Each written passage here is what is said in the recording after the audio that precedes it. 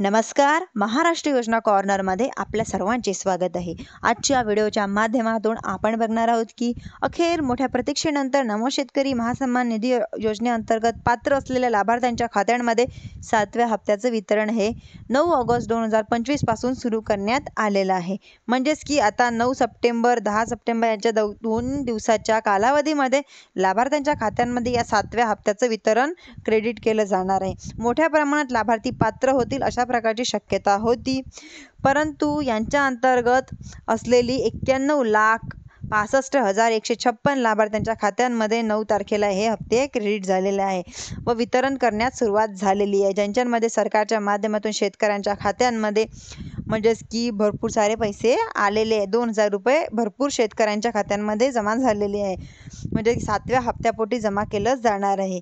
म्हणजेच की आता PM किसानच्या अंतर्गत पात्र असलेले शेतकरी योजनेच्या हप्त्यासाठी पात्र करण्यात आलेले आहे. परंतु बऱ्याच साऱ्या शेतकऱ्यांची अद्यापही ग्रीस्टॅटवरती नोंदणी झालेली नाही. काही शेतकऱ्यांच्या यांच्यामध्ये फिजिकल व्हेरिफिकेशनमध्ये पडताळणी सुरू आहे व काही लाभार्थी वगळता राज्यातील पात्र असलेले जे लाभार्थी आहे त्यांना पात्र करून खात्यांमध्ये म्हणजेच की 9 तारखेपासून हप्ता जमा व्हायला सुरुवात झालेली आहे. धन्यवाद.